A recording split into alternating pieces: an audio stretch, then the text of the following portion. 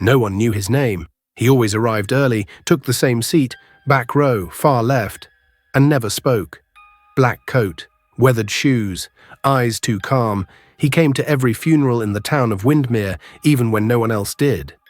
People assumed he was a distant cousin, or maybe a friend of the family, until someone noticed he was at every funeral. Not just once, not just this year, for decades. Same posture, same silence, same unreadable face. When the florist died, he was there. When the mayor's son drowned, he was there. When old Mrs. Loring passed in her sleep, he cried. Softly. Just once. He always left before the service ended. One day, a woman whispered to her husband, "He was at my brother's funeral in 1991. "But your brother died out of state," he said. She nodded, pale. He was there too. No one had ever followed him. Until now. After the service for the librarian, a young man, grieving, curious, angry, got in his car and tailed the stranger through the mist. The man didn't drive far. He stopped at the edge of the cemetery and walked in, alone. The young man parked a few cars away, watched the stranger pass through the gate without hesitation. No umbrella, just that same long coat shifting slightly in the wind. Rows of gravestones stretched into the fog. The man walked slowly, deliberately. He didn't glance around. He knew the way. The watcher stayed back, steps light, breath shallow. Each stone they passed bore names he didn't recognize, but the man stopped at one, stood still. No flowers, no name on the stone. Just blank marble, weathered smooth. He knelt and spoke. The young man inched closer, heart hammering. The words were quiet, too soft to hear. But the tone, it wasn't mourning. It was a confession.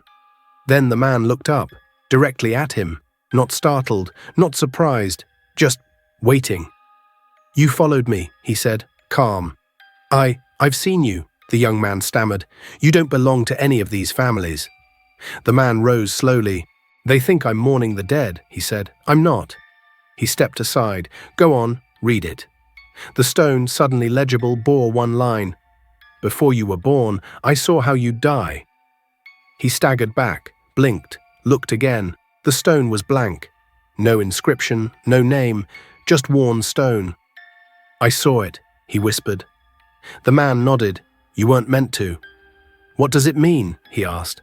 The man looked at him, with something like pity, or maybe regret. "Every funeral I attend, it's not because they died," he said. "It's because I knew they would." Silence stretched. The breeze whispered between gravestones. "I see them," the man continued, "the moments, the endings, before they happen." "That's not possible," the young man said. "Yet here you are, following a stranger." He looked at the stone again. "You said you saw mine." A long pause. The man didn't answer, but the silence said enough. The young man's voice cracked. "When?" The man didn't move. "Is it soon?" Still silence. Then finally, "I don't come to stop it. I come to remember it." He turned and walked away, disappearing into the mist, leaving the young man alone. Alone with the stone that wasn't blank anymore. The inscription now read, "July 24th, Windmere Bridge." His pulse spiked. That was 3 days from now. He stepped back again, eyes darting across the cemetery like it could offer some escape. He looked for the man, but the fog had swallowed him whole. He left the graveyard running. All night he replayed the moment. The words, the certainty in that man's voice. Was it a threat, a curse, a trick? But that stone, it had changed. He drove to the cemetery at dawn. The stone was there. Blank again, as if nothing had ever been written. He asked around town, described the man to the funeral director, the pastor, the florist. No one knew him, or so they claimed. But an old woman at the diner leaned over from the next booth. "He came to my daughter's funeral, 1985. She sipped her coffee. Calm. "Don't follow him again." He turned, startled. "Why not?" She met his eyes. "Because he never shows you someone else's grave." She tapped her temple. "He only shows you yours."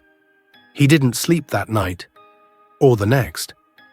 July 24th crept closer, like a slow, tightening knot. Windmere Bridge. He hadn't crossed it in years, but now every turn, every route led him near it, like the town itself was shrinking around the edges. He told himself not to go, that staying away would change things. But fate doesn't need permission. That morning he woke with a single thought: go now.